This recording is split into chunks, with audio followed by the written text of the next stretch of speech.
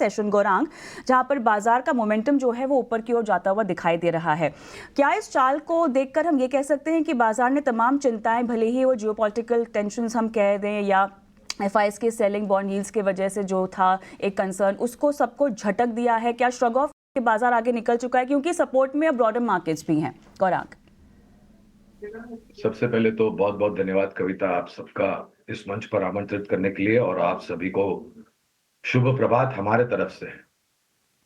कविता, चाहे ये पिछले 2 दिन का जो वाकया हो या इवेंट हो वो हुआ, या उसके पहले जो हम भुगत चुके हैं, देख चुके हैं, एक चीज जो उभर करके आती है कविता, वो है कि हमें दृढ़ता, क्षमता और विश्वास, ये जो तीनों का मेलजोल है वो बहुत ही सक्षम और मजबूत है। और किसी भी कठिनाई भरी परिस्थिति में उभरने का जो प्रयास होता है वो हमारे यहाँ पर सर्वप्रिय और सर्वोच्चम होता है और सर्वप्रथम होता है। कहने का तात्पर्य यह है कि जियोपॉलिटिकल सिचुएशन को लेकर के आने वाले समय में क्या होगा, किस प्रकार से वो दुर्घटना हमारे समक्ष आएगी, वो सब कहना बहुत मुश्किल है। लेकिन एक चीज मैं बिल्कुल कह सकता हूं कविता, और वो है कि हम जो भी परिस्थितियां होगी आने वाले भविष्य में, उससे उभरने की पूर्ण रूप से हमारे पास व्यवस्था है, ताकत है, तजुर्बा है और काबिलियत है। दिक्कत यह है कि अगर जरूरत से ज्यादा हम ऊपर जाते हैं तो जो चीज हम देख रहे हैं फिलहाल, नतीजों को लेकर के, चुनाव को लेकर के और जियोपॉलिटिकल सिचुएशन को लेकर के, वो इतना मतलब हम ज्यादा उत्साह नहीं रखना चाहिए कि फिर परिणाम अच्छे आते हैं, नतीजे चुनाव के अच्छे आते हैं, उसके बाद किसी प्रकार की प्रतिक्रिया देने के काबिल या लायक ना रहे। मेरा ये मानना है कि ये जो निफ्टी स्पॉट का स्तर है 22,200, 22,100 नीचे की तरफ, 22,450 के पार जो हम काम कर रहे हैं, हमने सोमवार को एक बाजार के ऊपर ब्यौरा दिया था कि 22,300 और 22,400 पर थोड़ी बहुत मुनाफा वसूली आएगी। थोड़ा बहुत वैसे ही रुझान देखा है, हालांकि हम 22,400 के पार कामकाज कर रहे हैं। तो थोड़ा बाजार मुनाफा वसूली की चपेट में आए ना, तो वो बाजार की सेहत को और मजबूत बनाएगा। तो मैं ये मानता हूं कि ऊपर जाए हम, लेकिन इतना भी ओवर रिएक्ट न करें कि फिर एक्चुअल इवेंट्स होने के बाद जो परिणाम आएंगे उस पर हम और ऊपर के तरफ के स्तर ना देख सकते। बढ़ते हैं और अगले दर्शक को शामिल कर लेते हैं। हमारे साथ नीलेश शाह जुड़े हैं।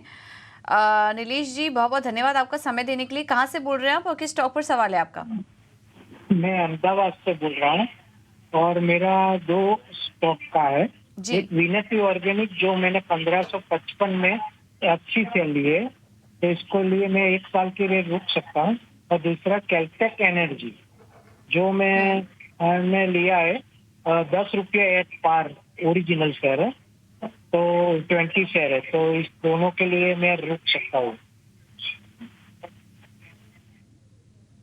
नीलेश जी, पहला स्टॉक तो आपका समझ में आया, विनती Organics.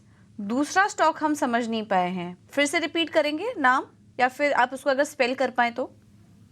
Caltech energy, KEL, hello, KELEN जी जी, एनर्जी, KELENRG।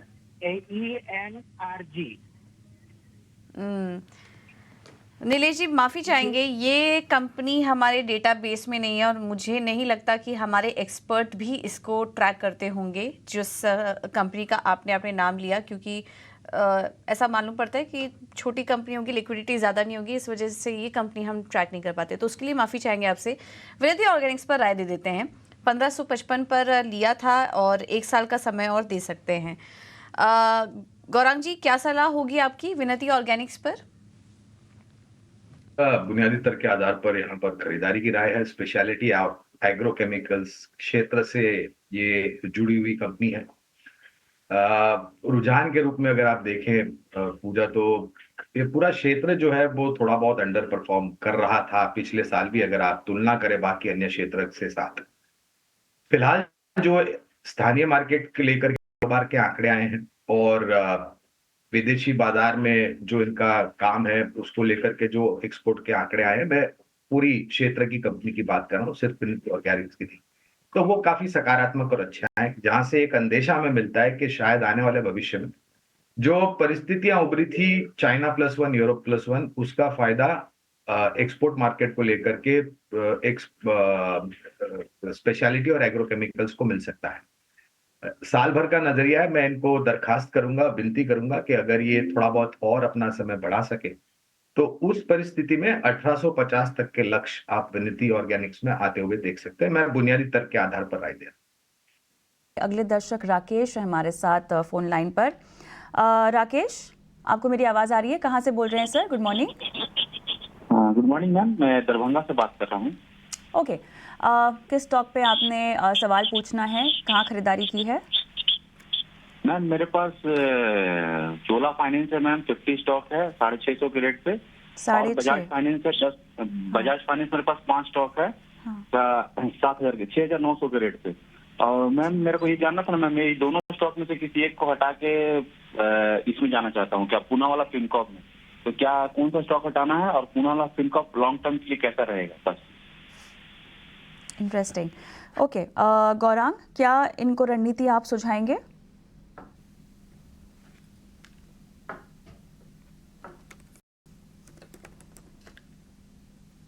गौरांग, आपको मेरी आवाज आ रही? जी जी कविता, माफ कीजिएगा, मैंने म्यूट पे रखा हुआ था अपने आप को। तो ये जो परिवर्तन की सोच रहे हैं, ये चोला और बजाज फाइनेंस में से निकल के पूना वाला, ये किस सोच और विचारधारा के आधार पर कर रहे हैं?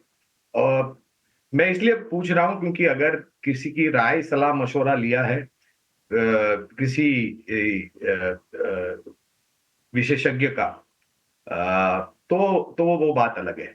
मैं इनका जो निवेश है, हम बजाज फाइनेंस में और चोला फाइनेंस में दोनों में बने रहने की राय देंगे, क्योंकि हमें लग रहा है कि ये दोनों कंपनी, अगर आप तुलना करते हैं जो विकल्प इन्होंने सोच रखा है उसकी तुलना में, ये दोनों कंपनियां की बैलेंस शीट काफी मजबूत है, कारोबार काफी मजबूत है, और कारोबार की रणनीति जमीनी स्तर पर लगाते हुए नतीजों में बेहतर आपको शायद मुनाफा लंबी अवधि में चोला में और बजाज फाइनेंस में आता हुआ दिखेगा। पूना वाला पर मैं विशेष रूप में टिप्पणी नहीं करूंगा क्योंकि कवरेज नहीं। ठीक है, तो ये आपके स्टॉक्स पर राय, अहम रणनीति आती हुई गौरांग जी की तरफ जोड़ते हैं। अंकुर अग्रवाल हमारे साथ लखनऊ उत्तर प्रदेश से जुड़ चुके हैं। अंकुर, गुड मॉर्निंग। लखनऊ की बात आती है तो बात नज़ाकत और नफासत के शहर की आती है, बात होती है हज़रतगंज की, बात होती है टुंडे कबाब की, बात होती है वहाँ की शान और शौकत की। अंकुर, बहुत बहुत शुक्रिया हमारी इस खास मुहिम का हिस्सा बनने के लिए। बताइए क्या जानना चाहते हैं? सर, मैं ये जानना चाहता हूँ कि ये इरेडा में एंटर करने के लिए राइट टाइम है कि नहीं है, और मेरे पास टाटा स्टील के, अभी क्योंकि मैंने जस्ट लास्ट वीक ही शेयर मार्केट में एंटर किया है, तो टाटा स्टील्स के मैंने 10 ही शेयर खरीदे हैं, तो मुझे अभी उसमें बने रहना चाहिए कि नहीं बने रहना चाहिए? ठीक है, इरेडा में आप एंट्री करना चाहते हैं और इस पे आप राय चाहते हैं। टाटा स्टील आपने 2 हफ्ते पहले परचेज किया है, लेवल बता पाएंगे टाटा स्टील किस भाव पे आपने लिया? 165 पे खरीदा था मैंने जी। कितना? 165। ठीक है, ठीक है, चलिए आपको राय देते हैं। आप लॉन्ग टर्म का ही नजरिया आपका, क्योंकि आपने जो सवाल भेजा उसमें 12 से 16 महीने का नजरिया आपने रखा है। जी सर। ठीक है, ठीक है, ठीक है अंकुर, आपको राय देते हैं।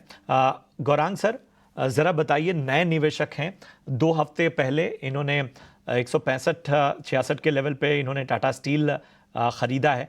इरेडा में ये जानना चाहते हैं कि क्या निवेश करना सही होगा, क्या इरेडा का स्टॉक इन लेवल्स पे खरीदना सही होगा? बताइए, नए निवेशक हैं तो अगर कोई बेसिक बात भी इनको गांठ बांधनी हो तो उस पर भी अपनी राय दें।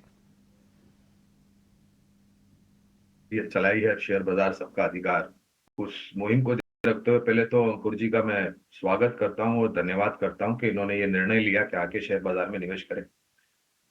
2-3-4 पहलू है जहां पर मैं अंकुर जी को थोड़ी बहुत राय देना चाहूंगा। पहले तो शेयर बाजार में जो भी निवेश करता है या करते हैं, उनको एक चीज ये ध्यान में रखनी चाहिए कि शेयर बाजार सभी जोखिमों के अधीन है, पहली बात। दूसरी बात, शेयर बाजार में अगर आपने सूझबूझ समझ थोड़ा बहुत अभ्यास करके जानकारी लेकर के अच्छी कंपनियों में लंबी अवधि के लिए निवेश किया है तो शेयर बाजार कभी भी आपको निराश नहीं करता है।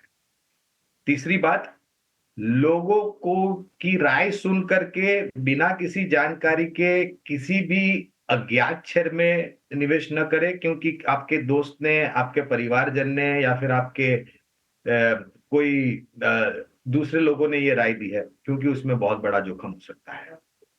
एक चीज ध्यान में रखें कि आप कम संख्या में शेयर खरीदें, लेकिन अच्छी कंपनी के खरीदें।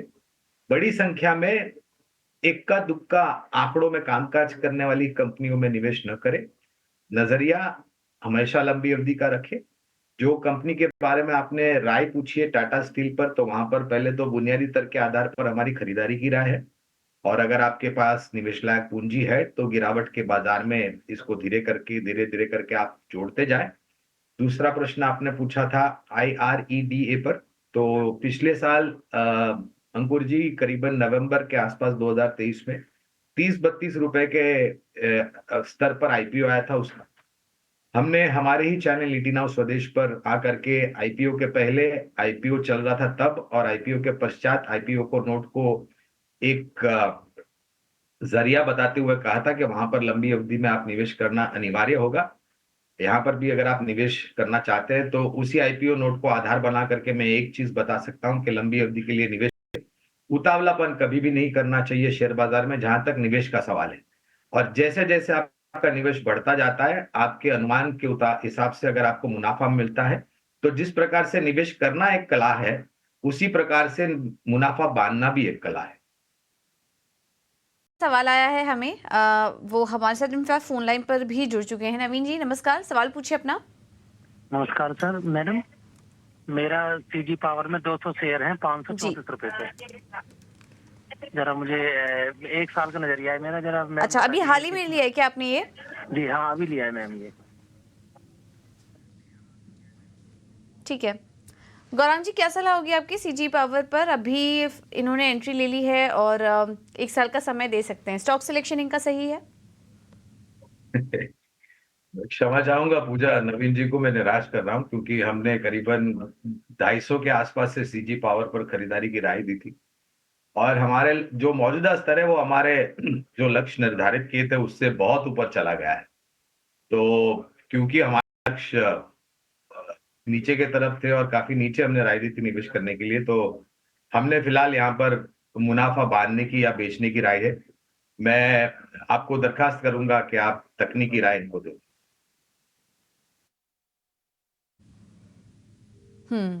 ठीक है, तो ये है आपके लिए सीजी पावर पर सलाह। अगर मुनाफे में तो नहीं है, हाल फिलहाल की खरीद है, लेकिन निकल जाए स्टॉक से। और शो के दौरान हमने काफ़ी सारे अन्य पावर स्टॉक्स पर भी चर्चा की है, वहाँ पर आप नज़र रख सकते हैं। सीजी पावर में ज़्यादा तेज़ी की उम्मीद नहीं बन रही है, भले ही आप लॉन्ग टर्म निवेशक हैं तो ज़्यादा बड़ी तेज़ी तो फिलहाल नहीं दिखाई दे रही है। दूसरे अन्य पावर स्टॉक्स पर आप नज़र रख सकते हैं। अगर कोई डाउट हो तो आप वापस से हमें कॉल कीजिए, संपर्क कीजिए। गौरांग जी, केपीआई ग्रीन क्या राय होगी? हमारी एक बहुत ही लगातार हमारे चैनल को फॉलो करने वाली दर्शक हैं और पूछना चाह रही हैं कि लॉन्ग टर्म के नज़रिए से 1550 के भाव में लिया है, क्या करना चाहिए? देखिए प्रशांत जी, इस कंपनी पर सीधे सीधे तो राय नहीं दे पाऊंगा क्योंकि कवरेज नहीं है, लेकिन ऊर्जा क्षेत्र जहां पर आप हाइड्रो इलेक्ट्रिसिटी आती है, ट्रेडिशनल कोल फायर्ड से ऊर्जा पैदा होती है, सूर्य की किरणों से सूर्य ऊर्जा उत्पादन होती है, और वायु से वायु ऊर्जा जिसे हम विंड एनर्जी कहते हैं। इस क्षेत्र पर हमारा बहुत ही सकारात्मक सा नजरिया है और इसके कारण पहलू 2-3 है जो मैं बता देता हूँ। पहले तो हमारे यहाँ पर निरंतर साल दर साल ऊर्जा की जो जरूरत है वो ऊपर जा रही है। दूसरी तरफ सरकार ने बहुत बड़ी मात्रा में नई ऊर्जा उत्पादन क्षमता की हामी भरती है। और तीसरी बात, सबसे अहम और जरूरी बात, सूर्य से उत्पादन होने वाली सूर्य ऊर्जा और वायु से उत्पादन होने वाली वायु ऊर्जा यानी कि solar energy and wind energy, जो नई क्षमता उत्पादन करने की बात सरकार करी, उसमें सबसे बड़ा योगदान इन दोनों जरिए से आएगा। इस क्षेत्र की जो भी सक्षम और मजबूत कंपनी है वहां पर लंबी अवधि का नजरिया बना करके आप बने रहें। इस कंपनी पर विशेष टिप्पणी नहीं करूंगा क्योंकि कवरेज नहीं है, लेकिन क्षेत्र बहुत बढ़िया है। ठीक है, तो जिस सेक्टर से जुड़ी एक कंपनी आपने चूज़ की है वो तो अच्छी लग रही है, स्टॉक स्पेसिफिक तो नहीं कर पाएंगे, लेकिन अगर आपके पास है तो आप होल्ड कीजिए स्टॉक को।